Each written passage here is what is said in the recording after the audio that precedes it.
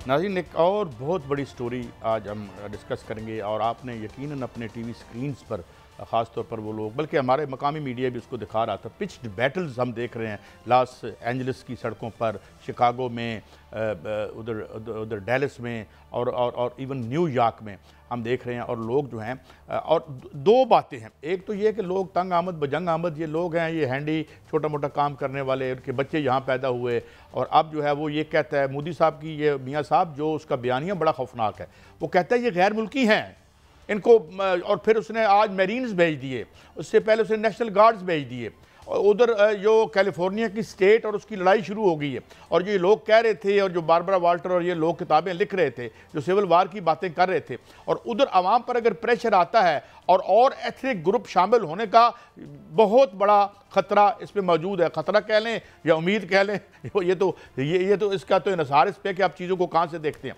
तो एक तो मियाँ साहब ये हो गया, और उधर उन्होंने लॉ सूट कर दिया है ट्रंप के खिलाफ। मगर मैं मियाँ साहब आज आपसे दो तीन स्टोरीज शेयर करूंगा। पहले आपको कमेंट दे लूँ, आप बड़ी देर से खामोश हैं, मुझे अच्छा नहीं लग रहा, जरा कुछ कमेंट दें फिर आगे बढ़ते हैं। देखें कायद साहब, ये होना था जो अमेरिका में हो रहा है, ये पहले से ही इसकी पेशगोई की जा रही थी, क्योंकि ट्रंप की जो पॉलिसियां थी वो इस तरफ ही जा रही थी। तजारती जंग उन्होंने छेड़ी और आज उन्होंने घुटने टेक लिए, और जो चीन के साथ उनकी सुलह होने जा रही है और हो चुकी है तकरीबन, उसमें भी उन्होंने उनके वीज़े खोल दिए और उनके लिए जो है वो तमाम टैरिफ जो है वो पीछे हटना शुरू हो गए हैं। और यही इसी का असर जो है वो अमेरिका के अंदर आया। अमेरिका के अंदर सिर्फ और इमिग्रेशन के मसाइल नहीं हैं, वहाँ पर महंगाई के और गुर्बत के बड़े मसाइल हैं, वहाँ पर जो कीमतें बढ़ रही हैं उसके बड़े मसाइल हैं। लोग जो हैं वो उठ रहे हैं, एक बहाना बना है इमिग्रेशन का, और बाकी जो लोग जो हैं वो बाकी दूसरे मसाइल से भी उठ रहे हैं, और तहरीक जो है वो जोर पकड़ चुकी है। मुझे लगता है कि वहाँ पर जो है वो अमेरिका का जो अभी ये जो तहरीक जोर पकड़ चुकी है, ये मार्शल लॉ की तरफ जा रही है, क्योंकि जिस तरह फौज तैनात की जा रही है, जिस तरह नेशनल गार्ड तैनात किए जा रहे हैं, जिस तरह लोगों को गिरफ्तार किया जा रहा है, मारा जा रहा है, जहां जिस तरह वहां पर लूट मार हो रही है और जो इमारतें हैं उस पर फौज तैनात कर दी गई है, ये मामला सिर्फ यहां तक रुकने वाला नहीं है। अब तो लोगों ने कहना शुरू कर दिया वहां के आम आवाम ने कि शायद ट्रंप जो है वो अपनी कुर्सी छोड़ देंगे, या वो जो है वो मुसल्लत हो जाएंगे। कुर्सी तो वो नहीं छोड़ेंगे, क्योंकि उन्होंने कहा था कि मैं मुंतखब होकर आया हूं और मैं अपना टेन्योर पूरा करूंगा। तो फिर मार्शल लॉ ही लगती हुई मुझे जो है वो नजर आ रही है कि शायद जो अमेरिका है एक बात याद दिला दूं, वो दिन आ चुके हैं, क्योंकि उससे पहले उन्होंने हर एक को छेड़ा। उन्होंने पेंटागन को छेड़ा, उन्होंने CIA को छेड़ा, उन्होंने तमाम अपने जो इदारे हैं उनको बाकायदा तौर पर जो है वो छेड़ा, और वो इदारे जो हैं वो भी उनसे इंतकाम लेने के दरपे हैं। तो अमेरिका के हालात खराब हो रहे हैं। अच्छा मियां साहब, मैं नजर नहीं आ रहे, मुझे बद से बदतर होते हुए नजर आ रहे हैं। दो खबरें दे दूं आपको। ये जो घुटनों के बल अमेरिका आया है ना, आज मैंने स्टोरी निकाली है।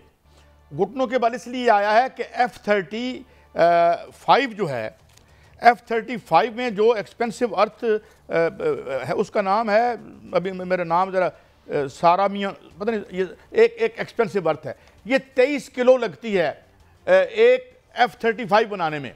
अब वो कहीं नहीं है और वो उसने बंद कर दी है।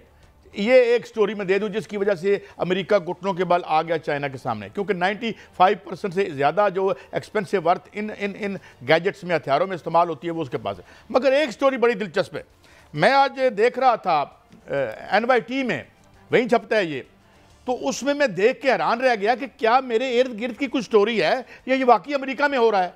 पहले तो उसने इंट्रो स्टोरी का खोला और उसने कहा जी कि 24 से लेकर अब तक ट्रंप साहब की दौलत में 1 गुना या 2 गुना इजाफा हो गया। मैंने कहा अच्छा जी, बड़ा अच्छा कारोबारी आदमी यकीनन हो गया होगा। फिर पता चला नहीं, ये हुआ कैसे है। मसलन जब वियतनाम पे पाबंदियां लगी और उस पर टैरिफ स्लैब कर दिए गए, और फिर कुछ दिनों बाद उन्हें 90 दिन का एक वक्फा दिया गया, तो पता चला कि उन 90 दिनों में कुछ $1.25 बिलियन की वियतनाम ने इन्वेस्टमेंट ट्रंप साहब के बच्चे के कारोबार में की। फिर मैंने कहा यार ये क्या हो रहा है। अच्छा, ये फिर आगे बढ़ते हैं। UAE को एक खास किस्म की टेक्नोलॉजी AI से रिलेटेड उसकी बरामद पे पाबंदी थी, तो उसके बाद पता चला कि एमिरेट्स ने कोई $2 बिलियन की इन्वेस्टमेंट कर दी है जनाब ट्रंप साहब की जो निजी कारोबार है। तो मैं और ऐसी बहुत सी और मिसालें दे सकता हूँ, टाइम बड़ा कम है। वैसे सुना है इस्लामाबाद में भी वो कुछ इन्वेस्ट, अच्छी बात है, इन्वेस्टमेंट करें आके।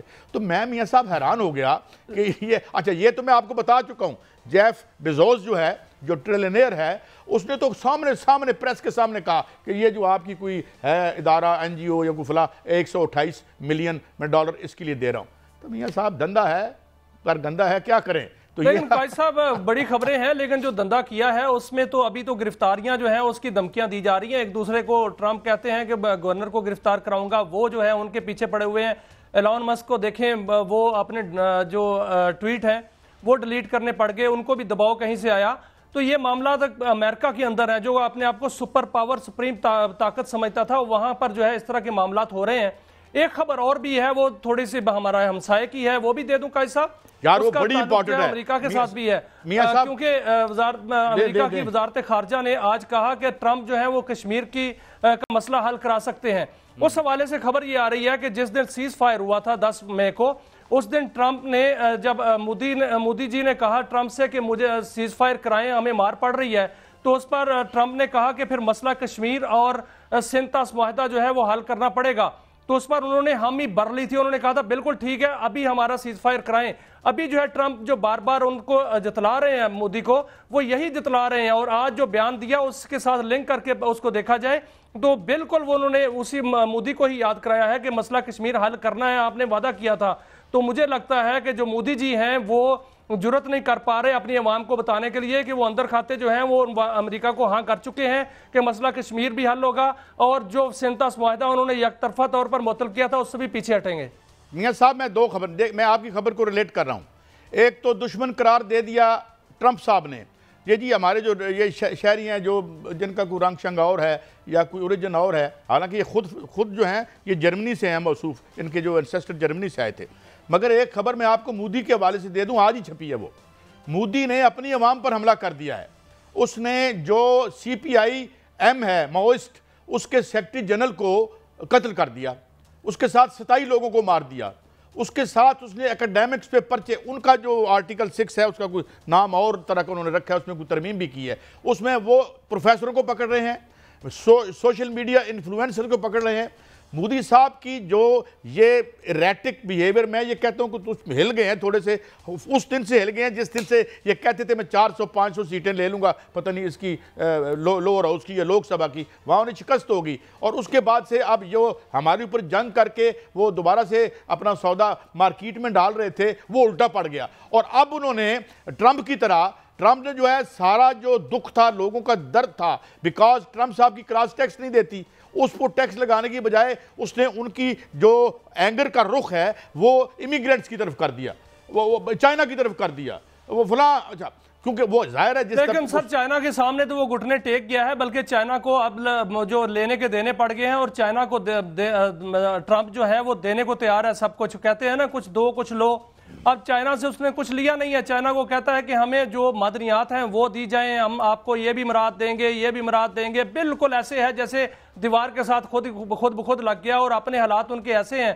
कि वहां पर हालात खराब हो रहे हैं और पता नहीं अगले दिनों में क्या होगा। हम एक पूरी स्टोरी सर देंगे इस पे अगले प्रोग्राम में, बगल के पूरा प्रोग्राम करेंगे और इसमें तमाम हालात भी बताएंगे और ये भी बताएंगे कि किस तरह घुटने टेके हैं और वो आपका आगे आएगा क्या और होगा क्या अमेरिका के साथ, और चाइना जो है वो उसने क्या हासिल कर लिया है अमेरिका से। एक एस्टिमेशन दे रहा हूं कि ये जिस तरीके से यहाँ पे किसानों की तहरीक बनी थी, उसमें किसी पॉलिटिकल पार्टी को उन्होंने अंदर आने नहीं दिया था।